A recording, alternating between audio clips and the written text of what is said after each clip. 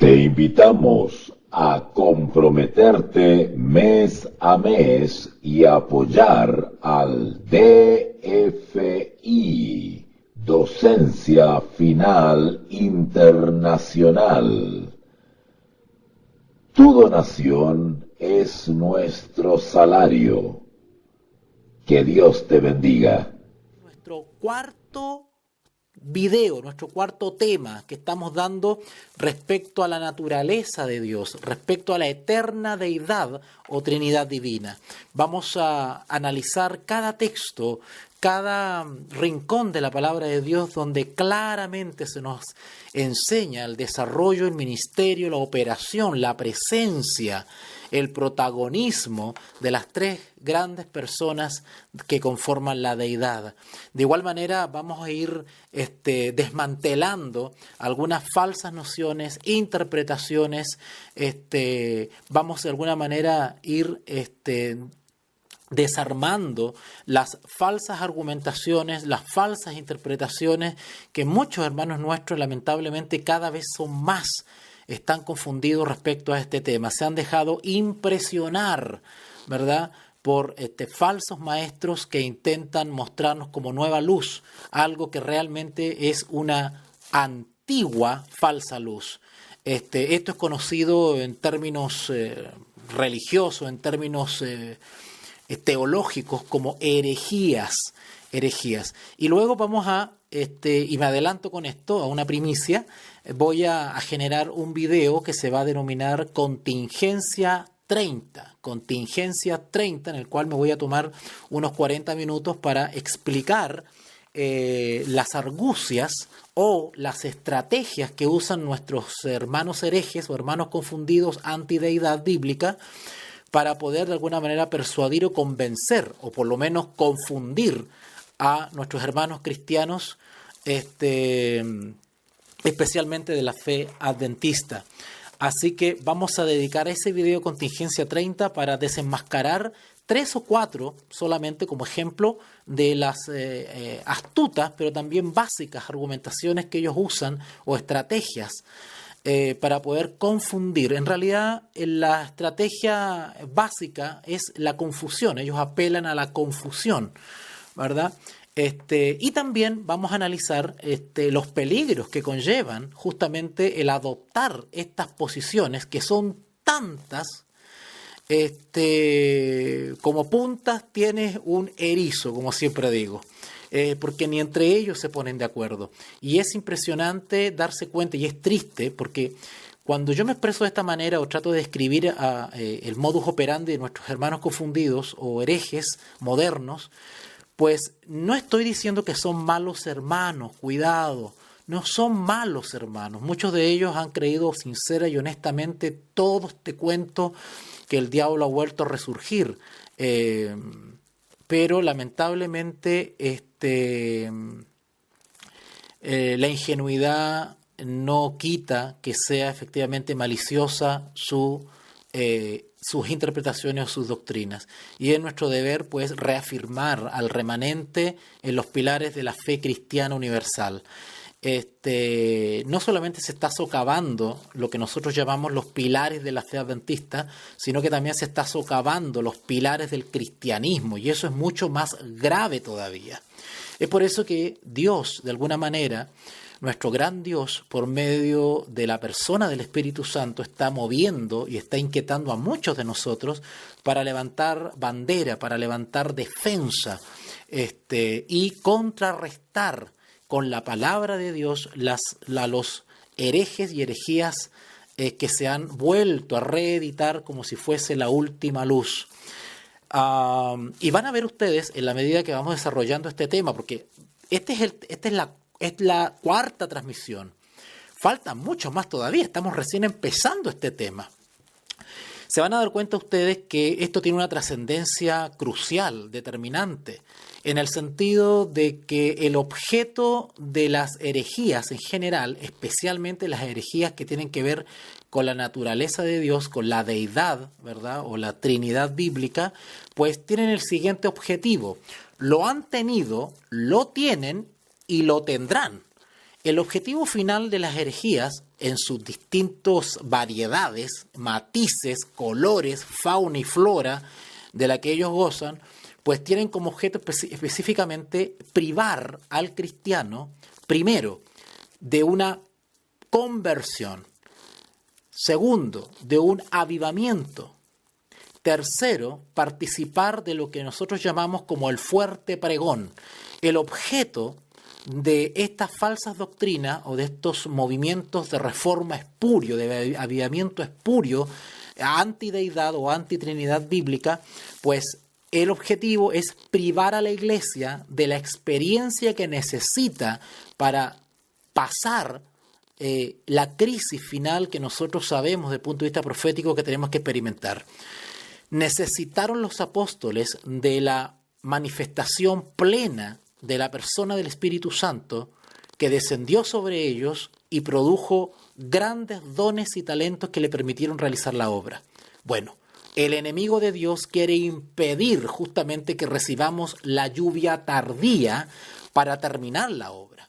Y tiene que hacerlo introduciendo falsas teorías, introduciendo falsas creencias que privan de la experiencia espiritual que el pueblo necesita. Si se está cuestionando constantemente o se está manoseando constantemente a la persona del Espíritu Santo, burlándose de ella, negándola, faltándole el respeto, blasfemando, como están haciendo muchos de nuestros hermanos confundidos, pues lo que están haciendo simplemente es darle un portazo en la cara a la tercera persona de la deidad bíblica, al Espíritu Santo. Y eso va a terminar simplemente condenándolos o autocondenándose, porque cuando se llegue la etapa final del desarrollo del juicio investigador, que nosotros conocemos como el juicio de los vivos, pues a estos hermanos los va a sorprender ese momento como ladrón en la noche. Los va a sorprender creyendo en una deidad falsa, en una falsa noción de la naturaleza de Dios, porque han ignorado, han atacado, ya sea por ignorancia, ya sea sinceramente, ya sea adrede, han ignorado y han atacado y han menospreciado la influencia o del Espíritu Santo, creyendo que es otra cosa de lo que enseña la Escritura. Todo eso lo vamos a desarrollar en estas transmisiones. Así que paciencia, yo he tomado la decisión, el siguiente criterio, que es de ir desarrollando este tema tranquila y lentamente. Prefiero ir paso a paso, pero ir de alguna manera sentando las bases sólidas, bíblicas, para poder comprender algo que bíblicamente es tan sencillo, tan evidente, pero nuestros hermanos confundidos y herejes modernos pues quieren hacer una tormenta de un vaso de agua y lo han logrado acomplejar, han logrado traumar, han logrado prejuiciar la mente, el inconsciente de la iglesia contra una enseñanza claramente enseñada en la palabra de Dios y con argumentos tan básicos, tan simples, que simplemente caen a veces en la ignorancia cultural, incluso en la ignorancia histórica, que cuando aclaramos eso nos damos cuenta de las débiles argucias o estratagemas o árdides que ellos usan para poder primeramente confundirnos. El primer paso que ellos usan es la confusión, para después, de manera solapada, deslizarnos hacia sus diversas posiciones. Ya hemos hablado ya de las distintas posiciones teológicas o pseudo-teológicas que ellos intentan manejar. ¿Por qué? Porque tienen tantas posiciones como autores de herejías existen. Recuerden que estas antiguas herejías que ahora el diablo ha reeditado por medio de mentes perturbadas, pues esas herejías datan de a fines del siglo I o principios del siglo II, incluso hasta principios del siglo V. Estamos hablando de personaje tras personaje que se levantaba en el mundo cristiano con alguna bandera distinta, de alguna interpretación distinta, de alguna noción diferente que tenía de la naturaleza de Dios, ya sea de la persona de nuestro Señor Jesús, su naturaleza, su carácter, su origen. Otros cuestionaban la persona del Espíritu Santo, qué es persona, qué no es persona, que no existe, que sí existe. toda esa variedad de confusión religiosa o Babilonia religiosa, pues ha derivado en un abanico de posiciones y que hoy en día algunos ingenuos han captado y la están presentando de manera apasionada y fanática como si fuese la última revelación para el tiempo del fin. El zarandeo tiene un carácter impresionante. Recuerden a la mensajera del Señor cuando ella se expresa respecto a la apostasía alfa y omega, y cuando ella dice que la apostasía alfa era de una naturaleza impresionante, y ella se expresó de tal manera que dijo: temo por nuestro pueblo. O sea, el carácter y la naturaleza de la apostasía omega va a ser a tal nivel que el que no haya recibido el amor de la verdad en su corazón y haya experimentado la dirección pedagógica directa del Espíritu Santo, no estará resguardado frente a los agudos y astutos engaños de Satanás. Necesitamos tener esa experiencia. Cuando hablamos de la naturaleza de Dios o de la Trinidad bíblica, no basta con tratarlo como si fuese un tema científico, un tema académico, un tema intelectual. Para comprender el misterio de la Trinidad, el misterio de la deidad, claramente enseñada en la Biblia, se requiere de una experiencia espiritual íntima con nuestro Dios. También requiere de una actitud adecuada al acercarnos a este tema. No estamos hablando cualquier cosa, no estamos hablando de una fórmula algebraica, no estamos hablando de una fórmula química, ¿verdad? Aquí no estamos tratando los principios de la economía y cómo tratar de bajar la inflación y aumentar, ¿verdad?, la inversión. No estamos hablando de esas cosas técnicas. Si bien como seres humanos limitados echamos manos de ciertos factores técnicos para poder explicar un misterio, realmente lo que necesitamos es una actitud espiritual de vida. Y eso está reflejado justamente en nuestros textos bases que hemos usado en estos estudios, como por ejemplo Deuteronomio 29:29, ¿no? Lo vamos a repasar, ustedes se lo saben de memoria, ¿verdad? Las cosas secretas pertenecen a Jehová, mas las reveladas son para nosotros. O el apóstol Pablo cuando nos dice, ¿verdad?, que ahora vemos como por un espejo, pero después veremos claramente. El mensaje de la deidad o Trinidad bíblica es un misterio. Eso lo dejamos aclarado en transmisiones anteriores. Así que partimos de la base de que vamos a intentar comprender este misterio hasta donde Dios ha revelado.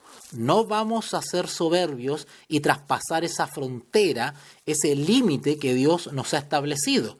¿Recuerdan cuando le daba el ejemplo del árbol del fruto del bien y del mal, de la ciencia del bien y del mal? ¿Se acuerdan? Era una especie de límite, ¿verdad?, a nuestra voluntad. Bueno, pasa lo mismo con esto. El misterio de la deidad tiene límites que Dios ha establecido. Lo que está escrito con palabras humanas, inspiradas, pero humanas, en la Escritura es para nosotros. Los autores bíblicos hicieron grandes esfuerzos intelectuales, siempre guiados e iluminados por el Espíritu Santo, pero eran hombres y dentro del vocabulario del lenguaje humano intentaron buscar las mejores expresiones para poder describir algo que es inexplicable, inefable, indecible. ¿Notaron las palabras que usé? Inefable, indecible. Esas palabras reflejan la magnitud de la grandeza de Dios, su grandeza, su santidad, su perfección, su eternidad, su infinitud. Y sin embargo, esas palabras quedan cortas. La palabra omnipotencia, omnisapiencia, omnipresencia, esas palabras, por más grandiosas que suenen, quedan cortas para humanamente, lingüísticamente, léxicamente, no bastan para describir la grandeza de este misterio. Así que, enunciado esto que acabo de decir, vamos a hacer un pequeñito repaso de lo que vimos ayer. Ayer nos adentramos derechamente al tema o entramos a una segunda parte de lo que tiene que ver con la característica o la naturaleza de nuestro Dios. ¿Se acuerdan del ejemplo del niñito que vimos? Cuando un adulto le pregunta al niñito, ¿cuántos dioses hay? Uno, le dice el niñito. ¿Cómo sabes esto?, le dice el adulto. Y el niño responde, porque solo hay espacio para uno, pues Él llena el cielo y la tierra. Qué lindo, ¿verdad? A veces es bueno tener esa actitud del niñito que ante la grandeza y la eternidad simplemente cree, porque Dios así lo dijo. ¿Ok?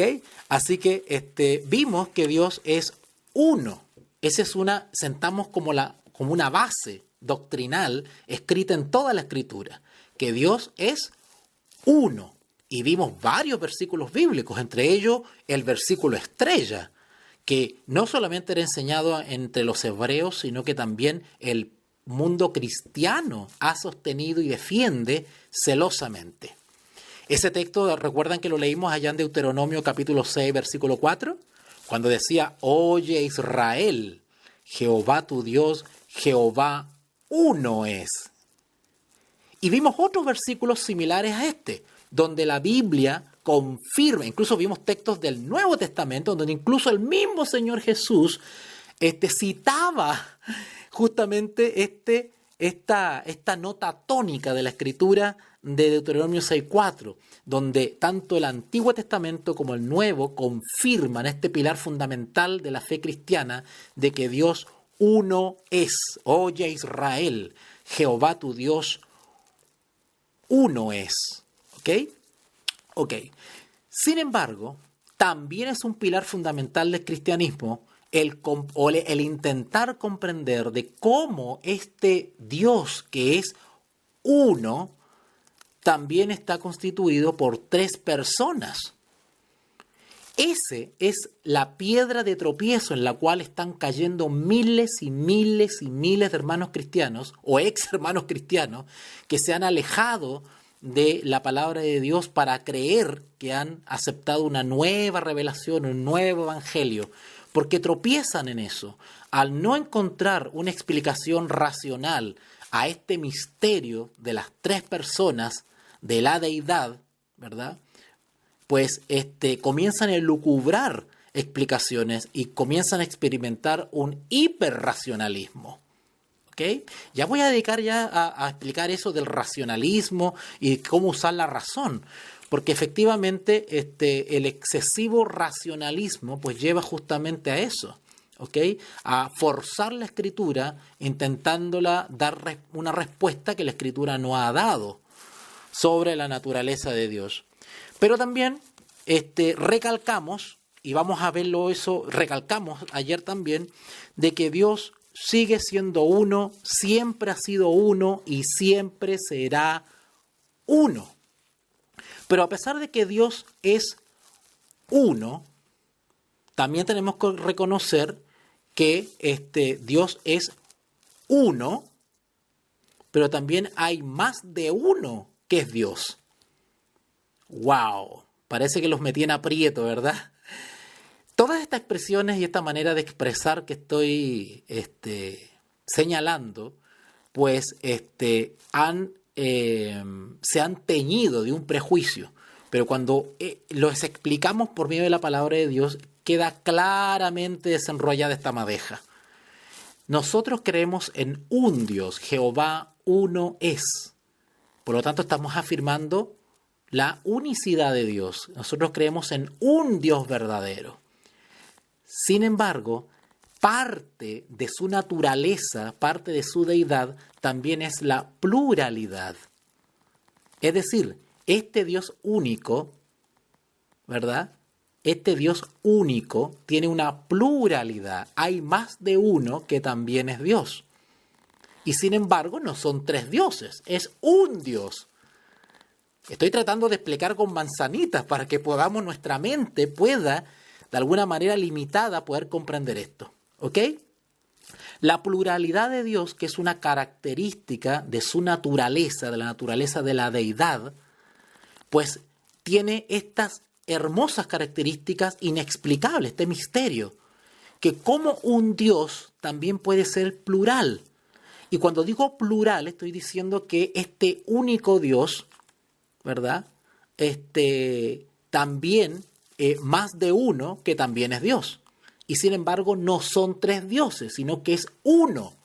Bueno, esto que acabo de explicar o intentar explicar, no lo conciben algunos hermanos e inmediatamente por su falta de entendimiento o tal vez su falta de reconocimiento de que esto es un misterio, pues comienzan a ponerse violentos, agresivos y fanáticos y a acusar a aquellos que creemos en las tres personas de la deidad, a calumniar y acusarnos de ser paganos, politeístas, ¿ok? Que creemos en tres dioses, triteístas, cuando en realidad vamos a ver bíblicamente que los que se han alejado del cristianismo y están cayendo en el politeísmo, en el paganismo, incluso en la blasfemia, son justamente los hermanos confundidos. Vamos a dar vuelta a la tortilla porque nos están contando otro discurso y eso nos pasa y nos confunden. Y eso nos pasa justamente por ignorar los principios bíblicos de esta doctrina claramente enseñada en la palabra de Dios. Bueno, lo que vamos a ver hoy día, y ahora vamos entrando al desarrollo de esto, y voy a tratar de ser realmente algo bien conciso, porque me estoy extendiendo mucho en este estudio. Lo que vamos a ver hoy día es de que hay más de uno que es Dios. Suena raro decir eso, ¿no es cierto? Suena como sospechoso. Suena como sospechoso. Uno tiende conscientemente a decir, ¡ay, está hablando de tres dioses! ¿Verdad? No, tranquilo, que no nos roben nuestra paz, que no nos roben nuestra tranquilidad, que no nos perturben los hermanos confundidos. Ya voy a desarrollar esto cuando estoy diciendo que este Dios único, si bien es uno, también es parte de su naturaleza al reconocer de que hay más de uno que también es Dios. En eso consiste el misterio. En eso consiste el misterio de la Trinidad bíblica. Ustedes recuerdan, y no vamos a ir a buscarlo para allá, porque así ahorramos un poquito de tiempo, pero recuerdan ustedes, son textos que todo cristiano conoce. ¿Recuerdan, por ejemplo, en Génesis capítulo 1? ¿Recuerdan esos textos? Ok. Recuerdan que ahí en Génesis capítulo 1, versículos 26 y 27. Si alguno de ustedes lo quiere buscar, pues amén por eso, ¿ya? Pero yo voy a ir resumiendo un poquitito para ir avanzando, porque si no me voy a extender mucho. Y solamente tengo una media hora más para poder transmitir. Así que en Génesis capítulo 1, del versículo 26 al 27, dice claramente, entonces dijo Dios, hagamos al hombre a nuestra imagen, conforme a nuestra semejanza. Curioso que la palabra nuestra la encontramos 3 veces. No me quiero meter en numerología ni nada de eso, pero quiero hacer notar que nada de lo que está en la Escritura está por casualidad, ¿ok? Ya vamos a ver que cuando los autores inspirados repiten 3 veces el nombre de Dios, ¿verdad? Pues algo nos quieren decir, porque la Trinidad bíblica está expresada en toda la Escritura, en toda la Escritura. Y una característica de la deidad es de que no siempre está expresada explícitamente en la Escritura, no siempre. De ahí el falso argumento de algunos hermanos herejes que dicen, ay no, yo solamente ahí veo 2, dicen. Solamente veo 2, ¿ve? Entonces no existe el tercero. Son tan simplistas, pero no ven el resto de la Escritura donde está implícito en cada texto, en cada relato, la operación de las 3 personas de la deidad. Eso lo vamos a ir descubriendo en la medida que vamos desarrollando el tema. Vamos a ir estudiando esto con unos prismáticos mucho mejores de los que tienen nuestros hermanos confundidos, que al parecer tienen unos lentes que no le están haciendo bien, ¿verdad? Parece que les falta aumento. Recuerden entonces en Génesis 1, 26 y 27 que dice, entonces dijo Dios, hagamos al hombre a nuestra imagen, conforme a nuestra semejanza. Noten que el hagamos, nuestra, y después de nuevo nuestra, está en plural, es decir, más de uno. Por eso que le estaba hablando de que este Dios único también es plural, porque más de uno es Dios. Sin embargo, sigue siendo un Dios. Jehová uno es. Sin embargo, la Escritura nos enseña claramente la pluralidad de Dios como parte de su esencia, de su persona, de su naturaleza, ¿ok? O de su sustancia, ¿verdad? Entonces, pues, y si ustedes siguen analizando Génesis, por ejemplo, y creó Dios al hombre a su imagen, termina diciendo el texto.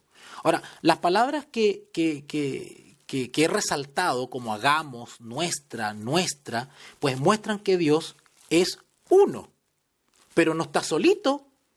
Nuestro Dios, que es uno, no está solo, está hablando con otros, está interactuando con otros.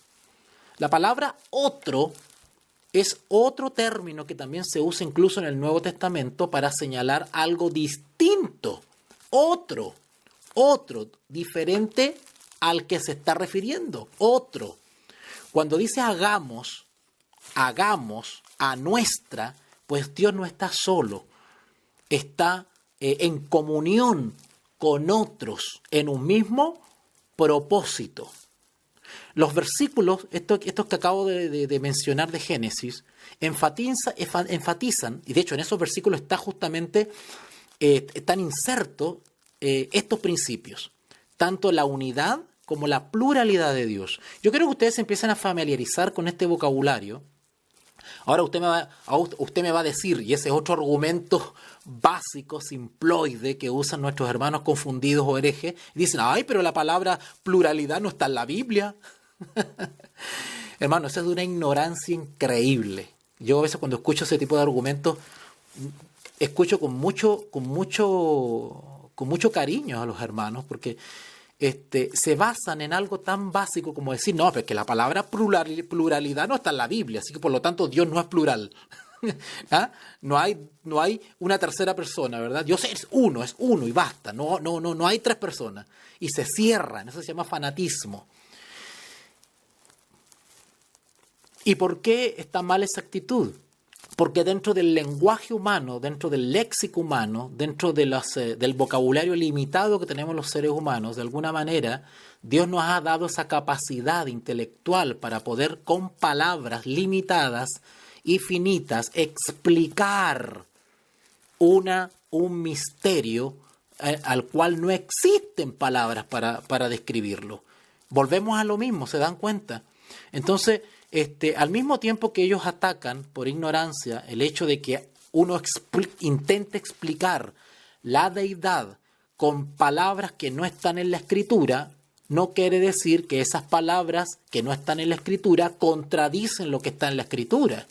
Lo que hacen estas palabras, por ejemplo, como la pluralidad, es simplemente pues reforzar, ampliar, describir lo que ya está claramente descrito en ella.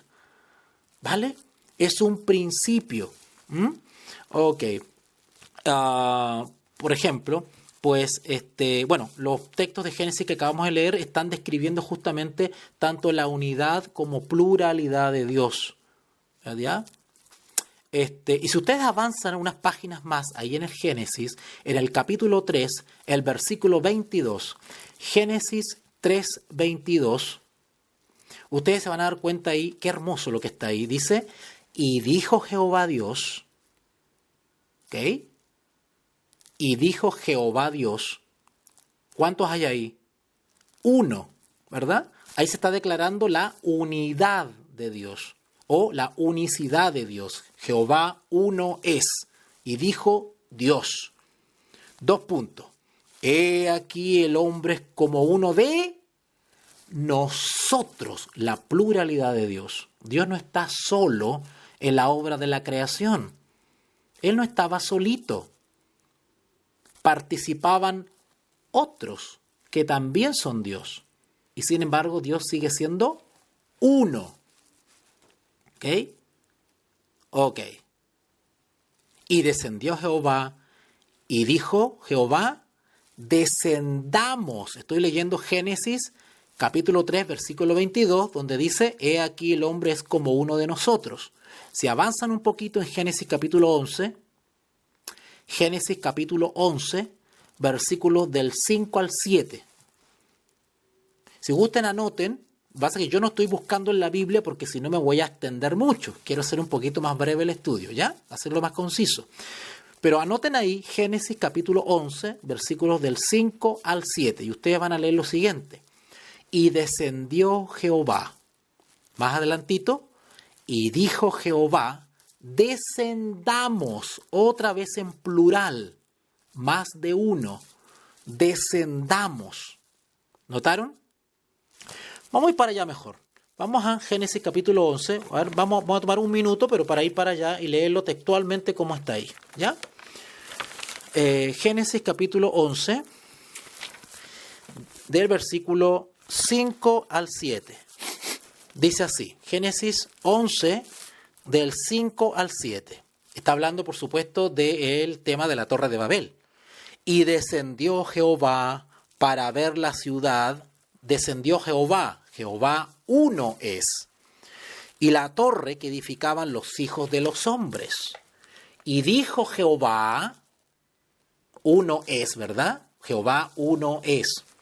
He aquí el pueblo es uno, y todos estos tienen un solo lenguaje. Y han comenzado a hacer la obra, y nada les hará desistir ahora de lo que han pensado hacer. Ahora pues, llegó el momento de la acción, que Jehová actúe.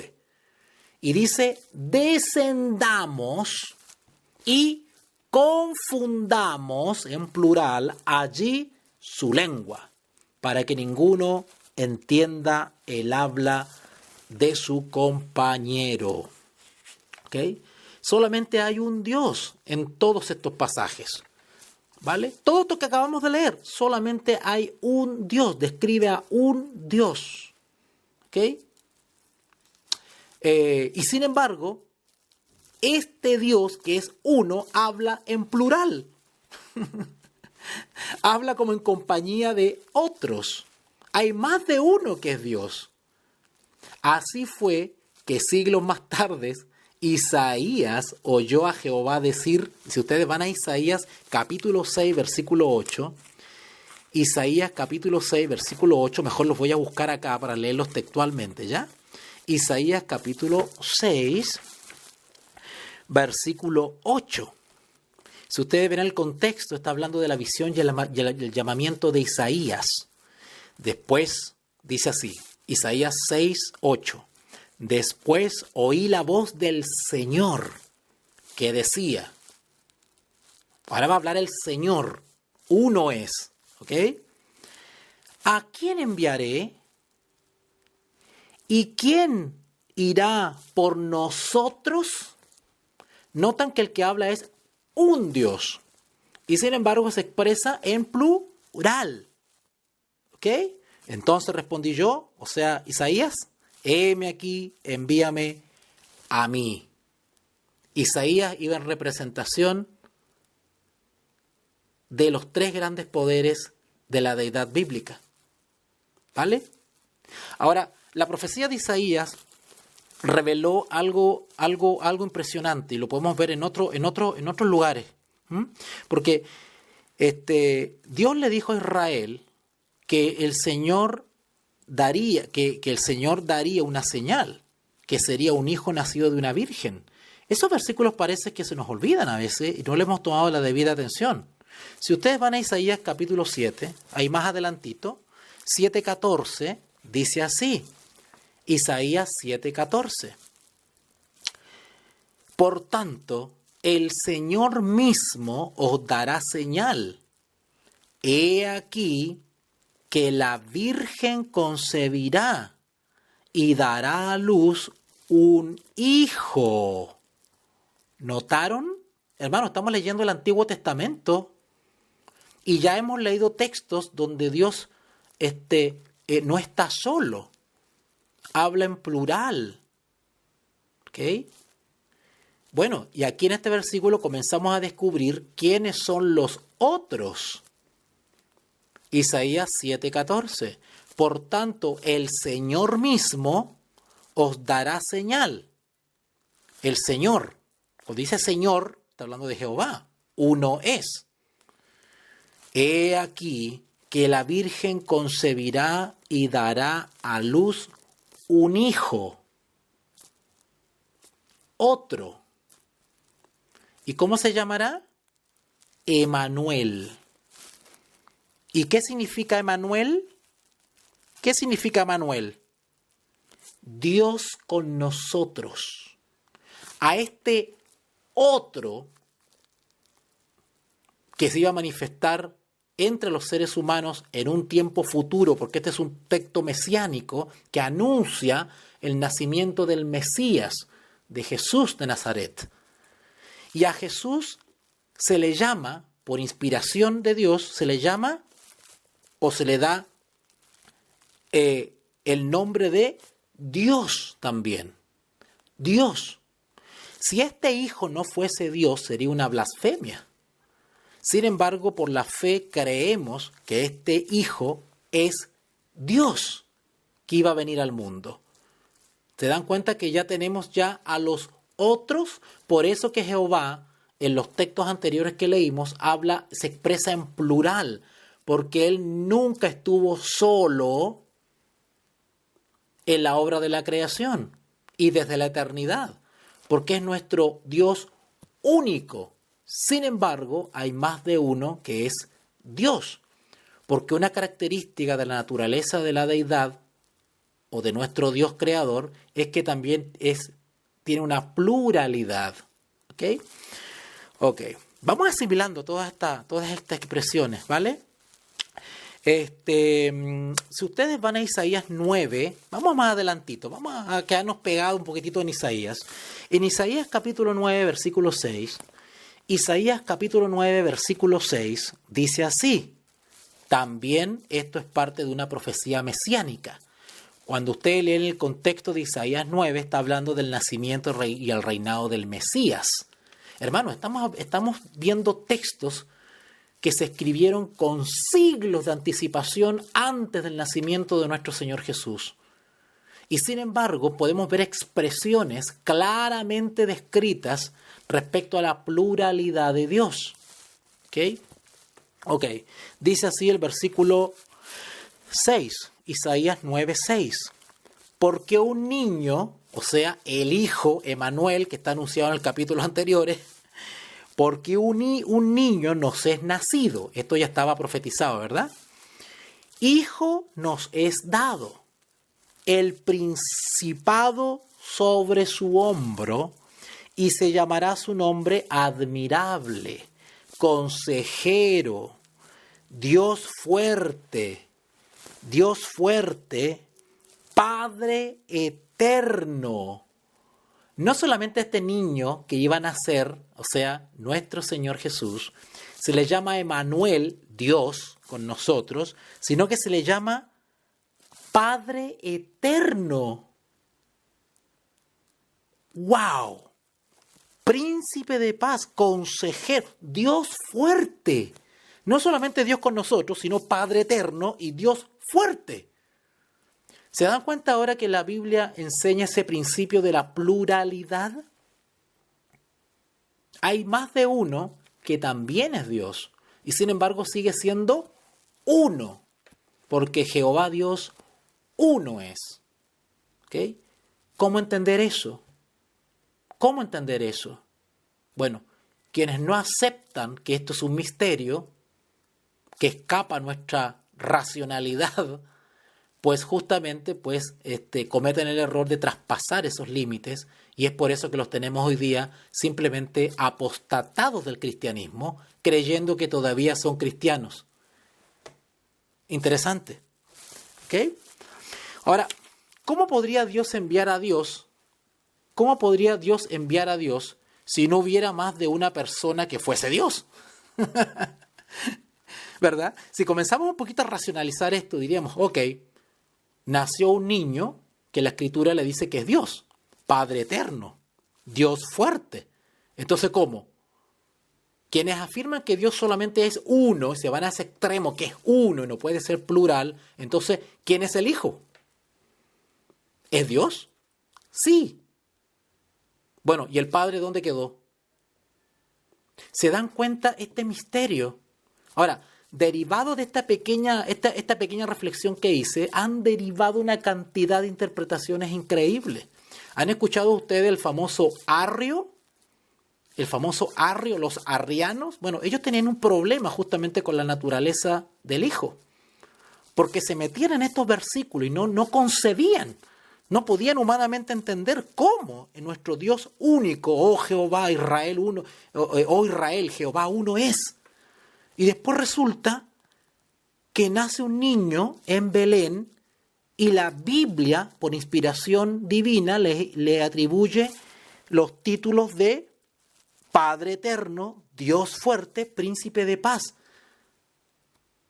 Y así esto se lo han preguntado y preguntado miles de personas.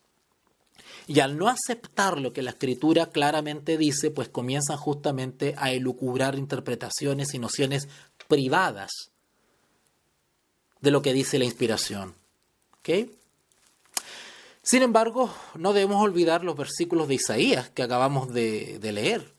El mismo libro insiste en que no hay Dios excepto ese. Hay un Dios a quien Israel adoraba. Un Dios. No obstante, hay más de uno que es Dios. ¿Se entiende ahora lo que estoy tratando de explicar?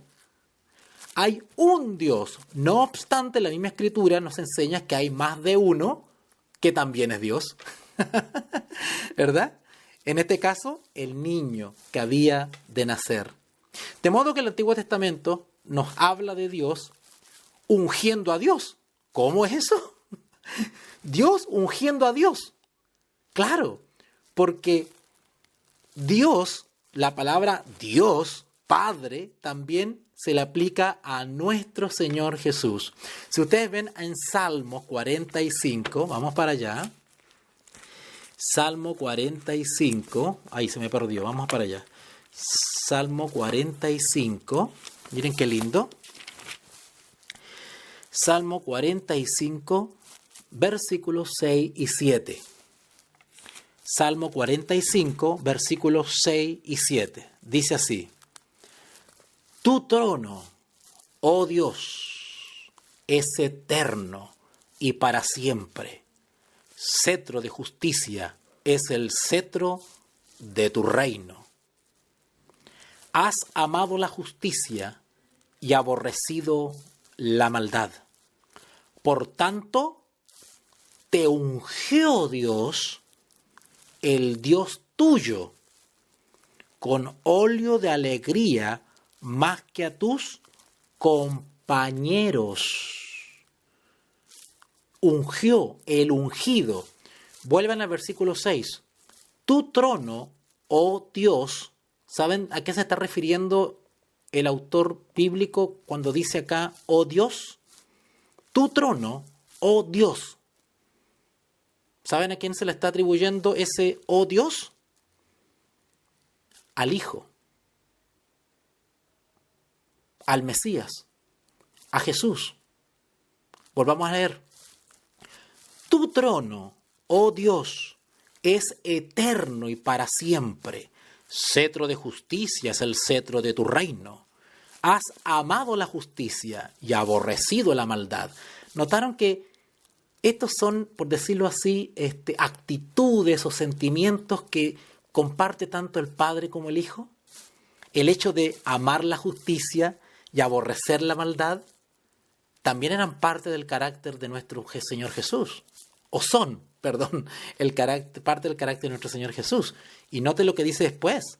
Por tanto, hablando de este oh Dios, del trono de este oh Dios, ¿qué se dice? Por tanto, como tú amas la justicia y aborreces la maldad, por tanto, te ungió Dios, este es el Padre, te ungió Dios, el Dios tuyo, con óleo de alegría más que a tus compañeros. ¿Ok?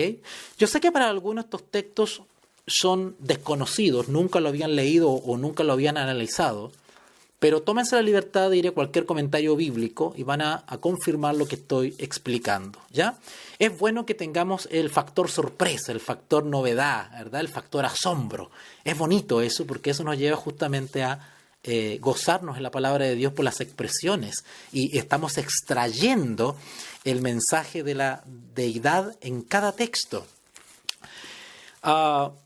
Del Señor Dios y su Espíritu enviado a uno que es Dios mismo. ¿Cómo? Dios y su Espíritu enviando a uno que es Dios mismo. A ver, vamos a leer eso ahora. Isaías 48, un poquito más adelante. Esto es tremendo, hermanos, porque estos son justamente los textos que no ven algunos hermanos. Porque hay que leer entre líneas y uno va por la dirección del Espíritu Santo viendo con discernimiento claramente la deidad en la palabra de Dios. La verdadera deidad, no la deidad torcida que están creyendo algunos hermanos, apartándose del cristianismo. En Isaías capítulo 48, versículo 16, vamos a ver algo impresionante, porque acuérdense el contexto de lo que venimos hablando. Venimos hablando de la pluralidad de Dios.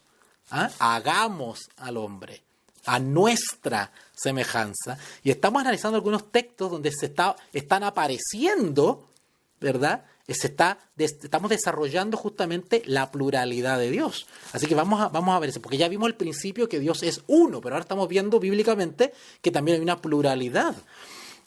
Si ustedes van otra vez, perdón, si ya lo había dicho ya, Isaías 48, versículos 16, 48...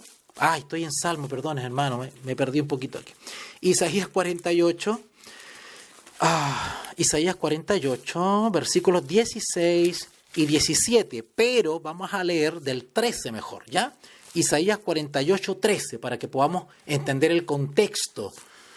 ¿Okay? Bueno, si ustedes ven el contexto, la versión Reina Valera titula este capítulo Dios reprende la infidelidad de Israel. Y ustedes pueden leer el capítulo completo y es hermoso. Pero vamos a empezar a leer desde el 13 para ir descubriendo la pluralidad de Dios. ¿Okay? Es decir, que la deidad, ¿verdad? Dios es uno y sin embargo hay más de uno que también es Dios. Y sigue siendo un Dios. Jehová uno es. Y la Biblia enseña eso, lo estamos viendo ahora. En el versículo 13 en adelante dice así, Isaías 48, 13. Mi mano fundó también la tierra, y mi mano derecha midió los cielos con el palmo. ¡Wow! Obviamente aquí estamos viendo este tremendo atributo, este poder creador de los cielos y de la tierra. Mi mano fundó también la tierra, y mi mano derecha midió los cielos con el palmo. Al llamarlos yo, comparecieron juntamente. Juntaos todos vosotros y oíd. ¿Quién hay entre ellos que anuncie estas cosas? ¿Qué cosas? Bueno, esto, que la mano de Dios fundó también la tierra y la mano derecha midió los cielos con el palmo. Versículo 14. Juntaos todos vosotros y oíd.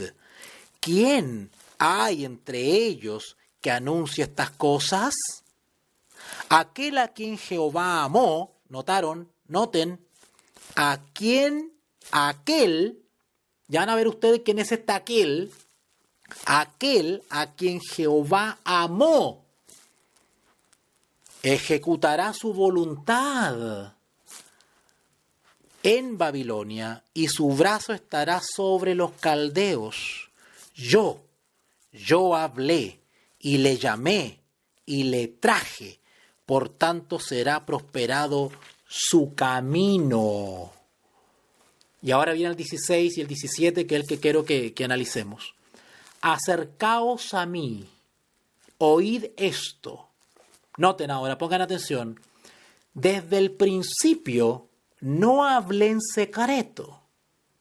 Claro, porque Jehová no hará nada sin que revele su secreto a sus profetas, ¿verdad? Desde el principio no hablé en secreto. Desde que eso se hizo, ¿qué cosa se hizo? ¿Qué cosa se hizo? Versículo 13. Mi mano fundó también la tierra y mi mano derecha midió los cielos con el palmo. Versículo 16. Acercaos a mí, oíd esto. Desde el principio, o sea, allá en la creación, no hablé en secreto. Desde que eso se hizo, allí estaba yo. ¿No les parece esto parecido a San Juan capítulo 1? Que el verbo era desde el principio. Desde que eso se hizo, allí estaba yo. Y ahora me envió Jehová el Señor. ¿Cómo? Ahora envió Jehová a uno que estaba desde el principio. ¿Y qué le envió? Ahora me envió Jehová el Señor. ¿Y qué más envió? ¿Qué más envió? Y su espíritu. ¿Cuántos estaban en la creación?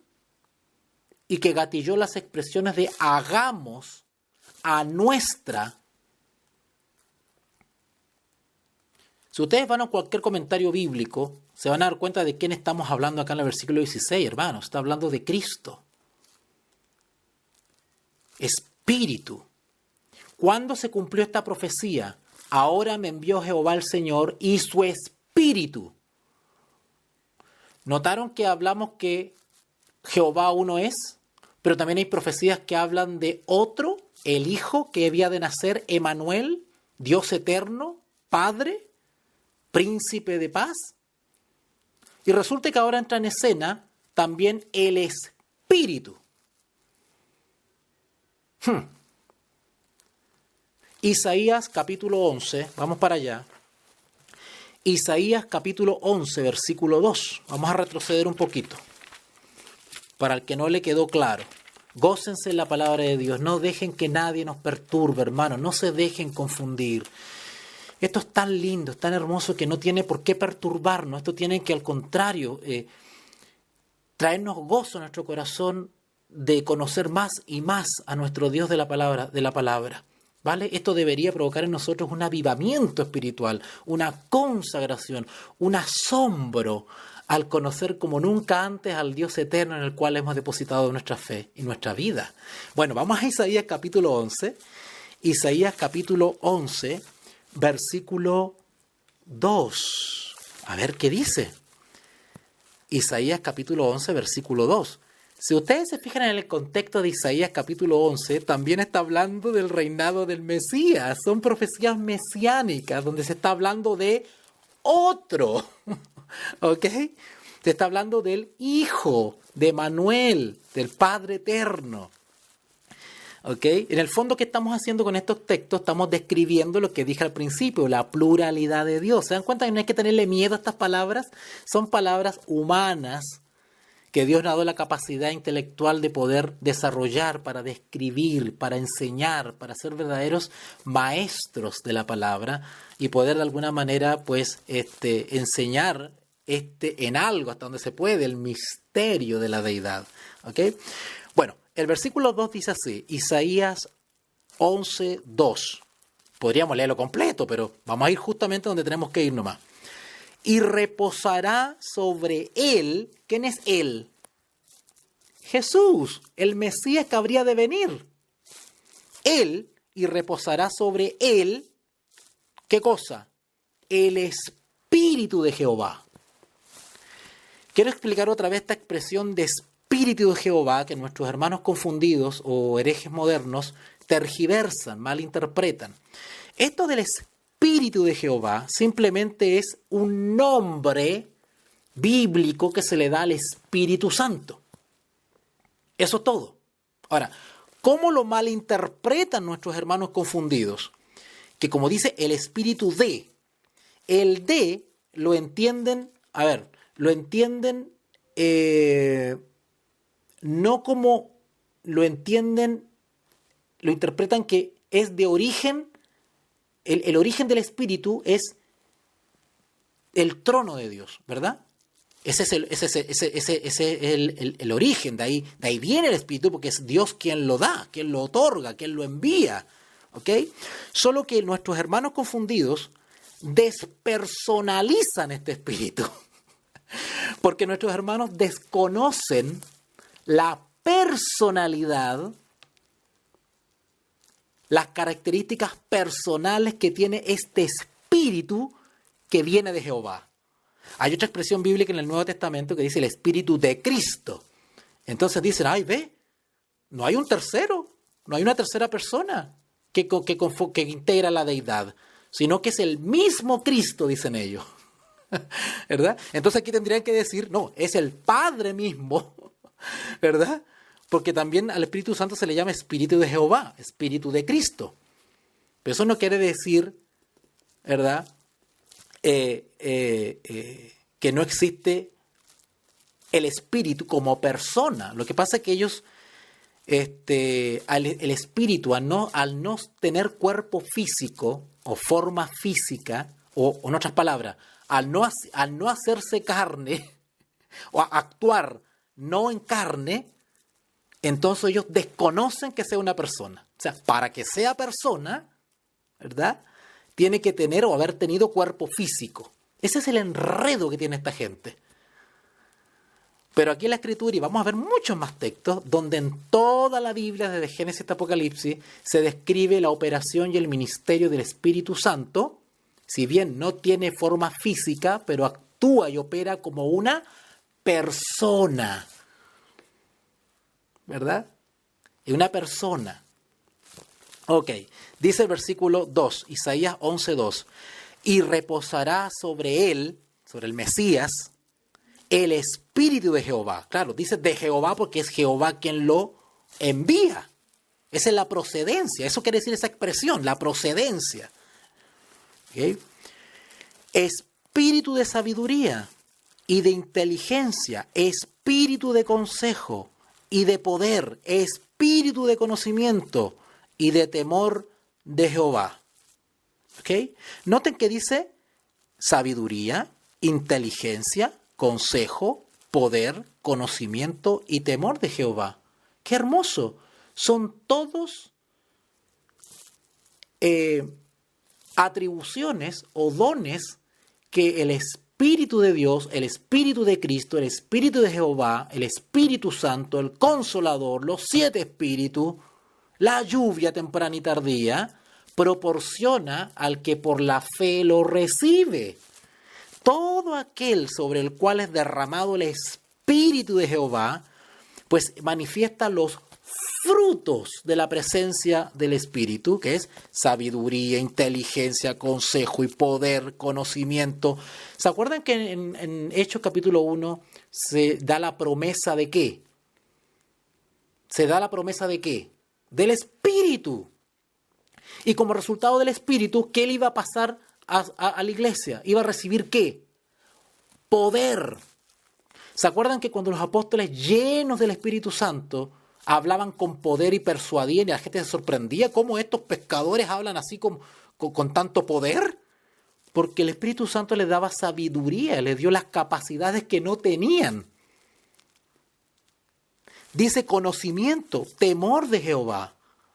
Todo eso lo pueden ver descrito ustedes, manifestado en la vida de los apóstoles cuando recibieron el Espíritu. Cuando ascendió Jesús, Jesús prometió antes que no lo iba a dejar solo, iba a enviar otro. Y ese otro iba a actuar como una persona, orientando, capacitando, aconsejando. Se iba a entristecer, iba a hablar, iba a indicar. ¿Ok? Ok. Vamos entonces ahora ahí mismo en Isaías. Vamos ahí mismo a Isaías 42:1. Vamos al 42:1. A ver, ¿qué nos puede decir? Isaías 42:1. Dice así. Otra vez profecías mesiánicas. ¡Wow! He aquí mi siervo. Yo le sostendré. Mi escogido, en quien mi alma tiene contentamiento. ¿De quién está hablando? ¿De quién está hablando? De Jesús, que también es llamado Padre. ¿Se dan cuenta que bíblicamente estamos probando la pluralidad de Dios? Dios, Jehová, oye Israel, Jehová uno es. Estamos claros en eso. Sin embargo, ¿en qué consiste el misterio? En que también es parte de la naturaleza de Dios, de su esencia, que también es plural. Hay más de uno que también es Dios. Y sin embargo sigue siendo uno. Ese es el misterio. Ahora cuando dice hagamos al hombre a nuestra semejanza, ¿verdad? Descendamos, ¿verdad? En Génesis, pues está hablando de esa pluralidad, porque hay 3 personas que conforman la deidad.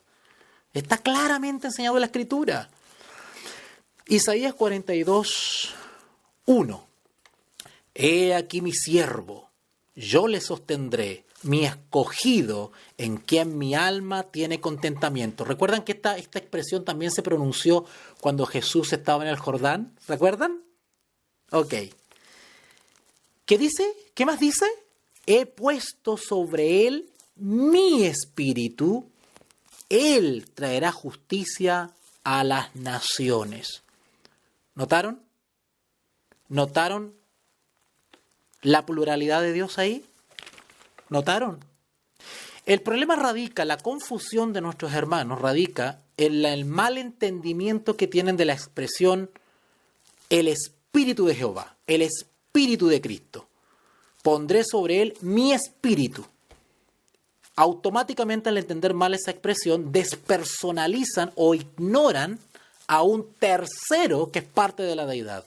Ahí radica el engaño o la confusión de muchos hermanos y hermanas confundidas que ignoran la personalidad del Espíritu Santo, y eso es gravísimo. Ya les prometí ya que voy a desarrollar un video, el Contingencia 30, donde voy a hablar los peligros de esa posición. Es suicida realmente argumentar o creer de esa manera. Vamos por favor ahora a Isaías 61. Vamos a adelantarnos un poquito. ¡Wow! Nos quedamos pegados en Isaías. ¡Qué tremendo! Y eso que solamente estamos viendo Isaías. Isaías capítulo 61.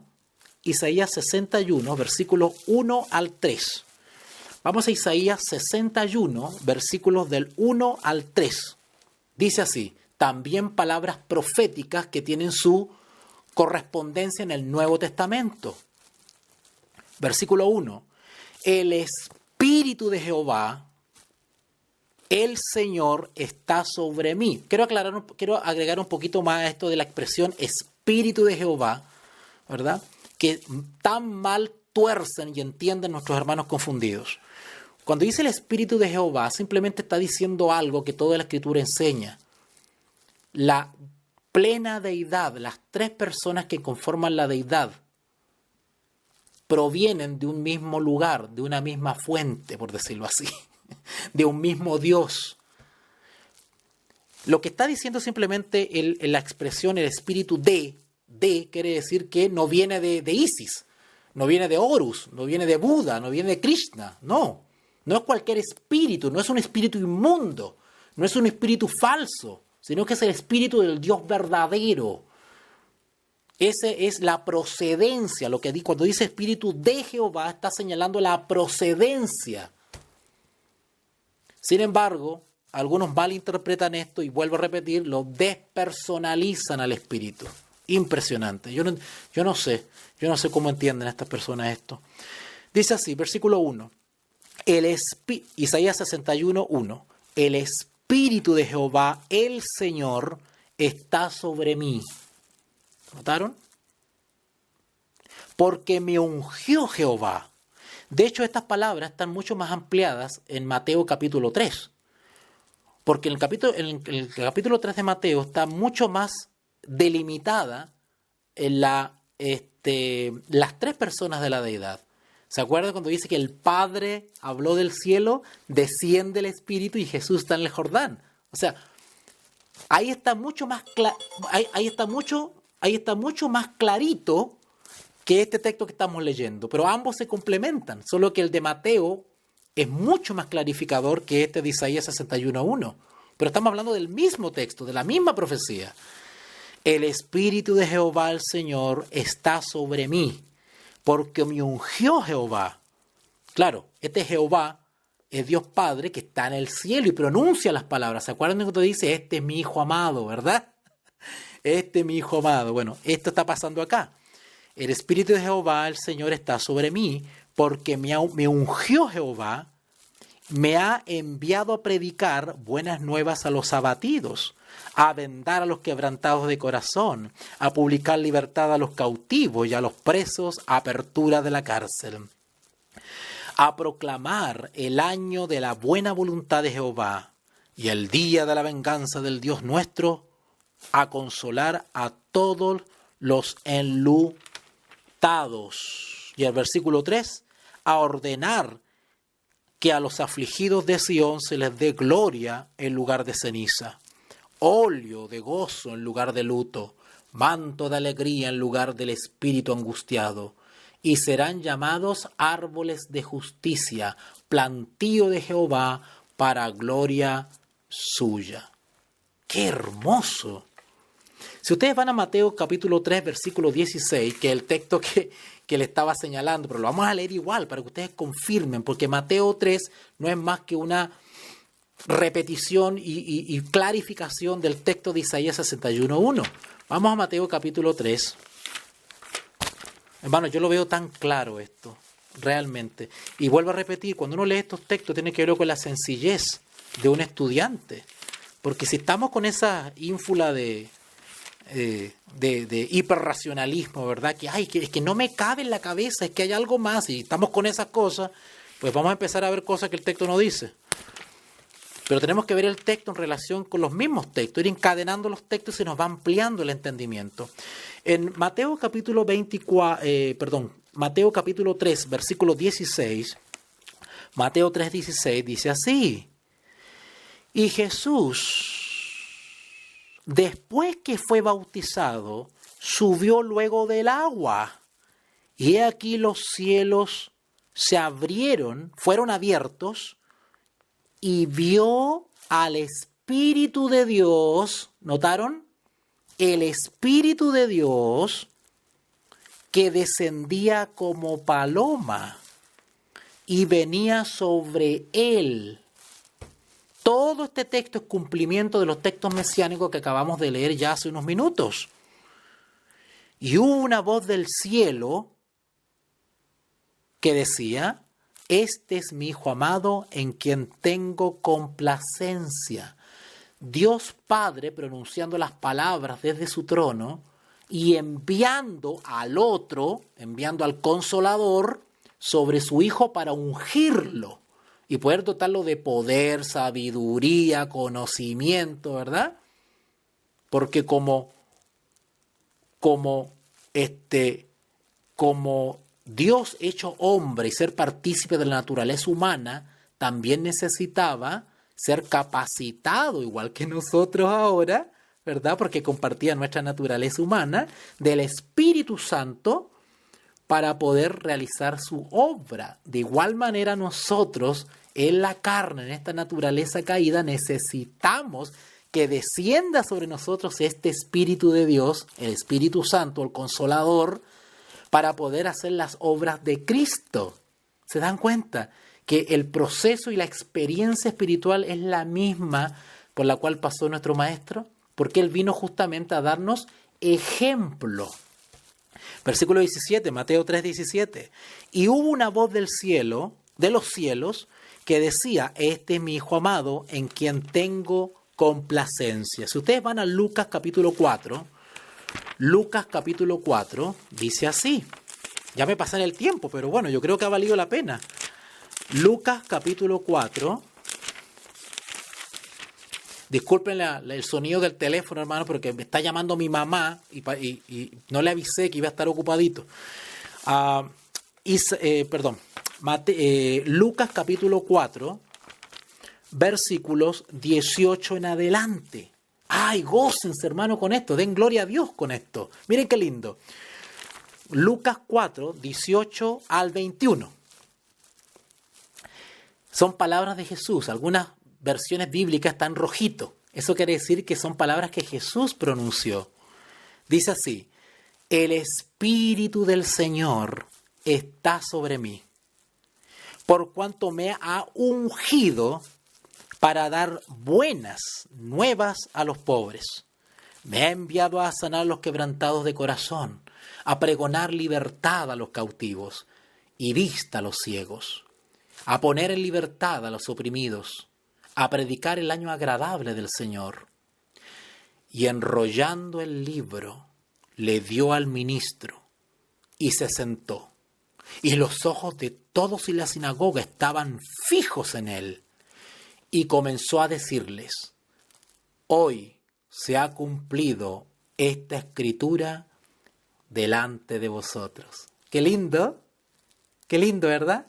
Quiero agregar un pequeño paréntesis a esto, porque nuestros hermanos confundidos, como no hayan de dónde atacar el misterio de la deidad o la Trinidad bíblica, pues se agarran de cosas increíbles.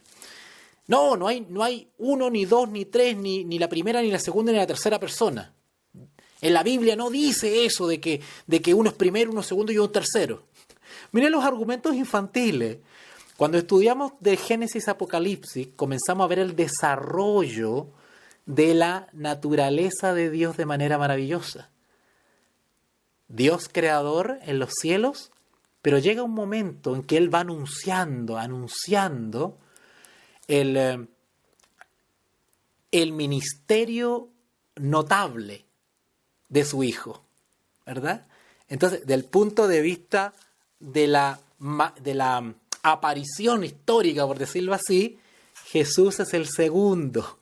No el segundo, cuando digo segundo no estoy diciendo que le estoy rebajando. No, porque Dios es uno, Jehová, Israel, Jehová uno es.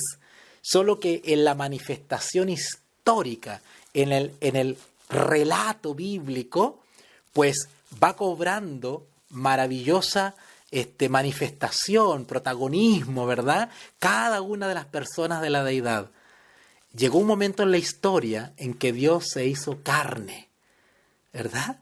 Entonces por eso hablamos de segunda persona, ¿ok? Y eso no es nada malicioso, pero todos los hermanos confundidos intentan ponerle ese manto de sospecha, ¿verdad? No, cuando decimos segunda persona no estamos rebajando a nadie, solamente lo estamos de alguna manera individualizando a las personas de la deidad en base, ¿verdad?, a su manifestación histórica, ¿verdad?, cronológica. Eso estamos haciendo, nada más, es tan inocente como eso. Y por supuesto, después que nuestro Señor Jesús ascendió a los cielos, pues resulta que cobra protagonismo otro, que se llama el Consolador, ¿verdad? Y que estará con nosotros hasta el fin. Por eso se habla de el tercero, la tercera persona, ¿ok?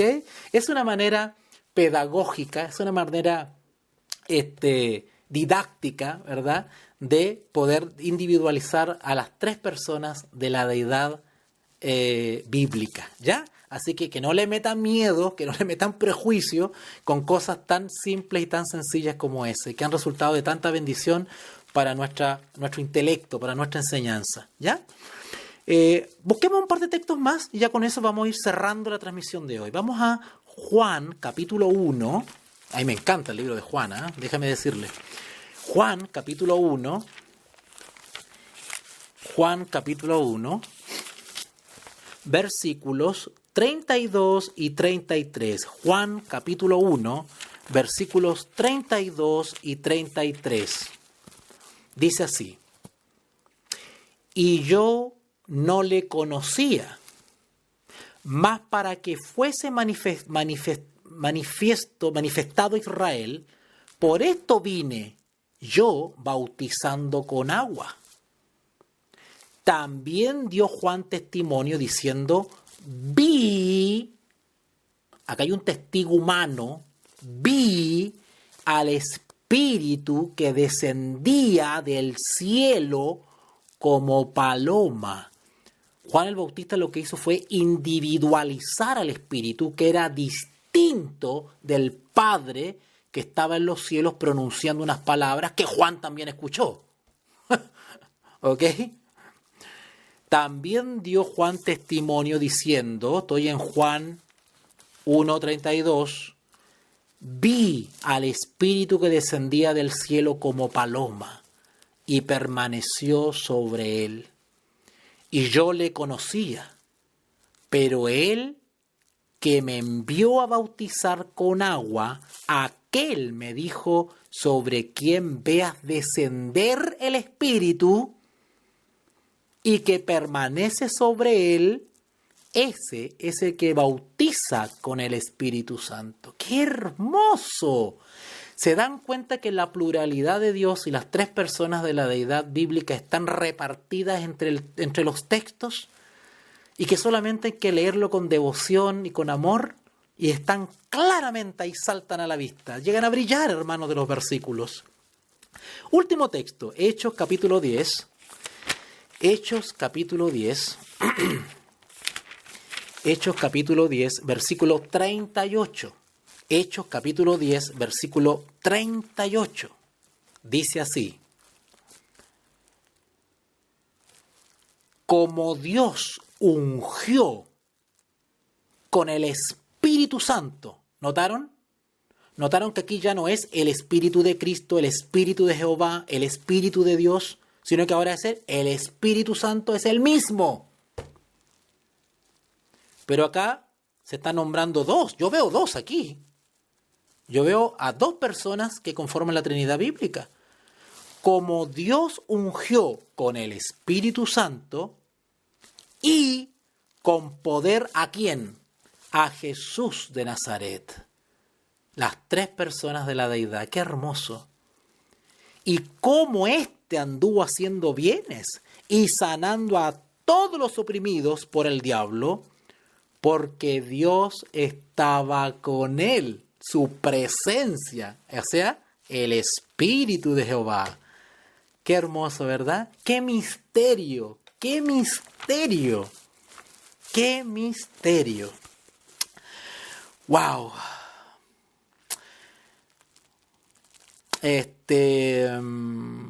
Queridos amigos, queridos hermanos, vamos a dejarlo hasta acá. Mire que me pasé por 20 minutos. Se me quedan en el tintero 2 o 3 versículos más. Quizás los podríamos ver en la próxima transmisión a modo de introducción. Para no extenderme mucho más, no quiero aburrirlos, no quiero que se queden dormidos. Así que vamos a dejar estos 2 o 3 versículos que restaron para la próxima transmisión, que avisaré oportunamente a través de nuestro grupo oficial de WhatsApp. ¿Ok?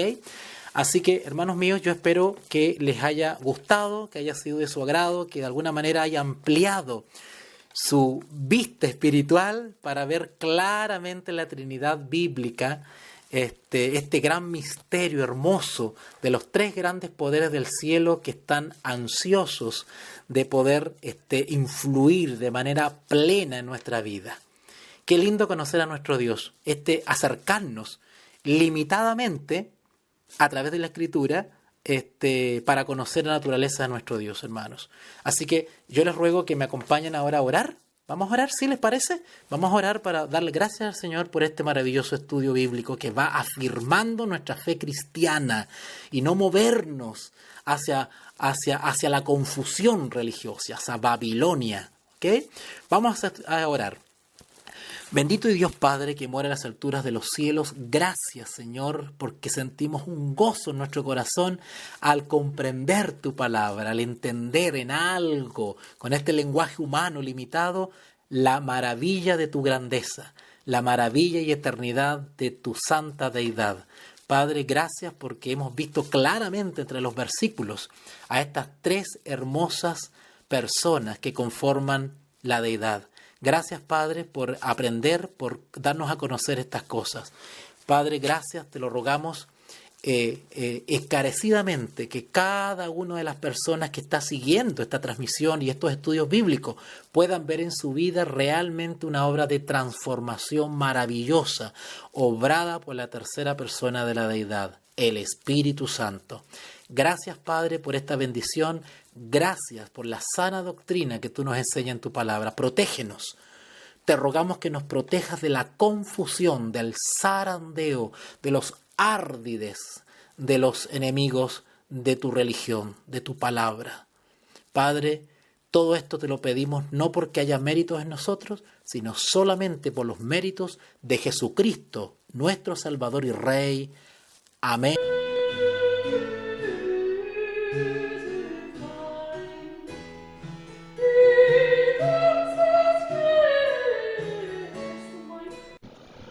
Te invitamos a comprometerte mes a mes y apoyar al DFI, Docencia Final Internacional. Tu donación es nuestro salario. Que Dios te bendiga.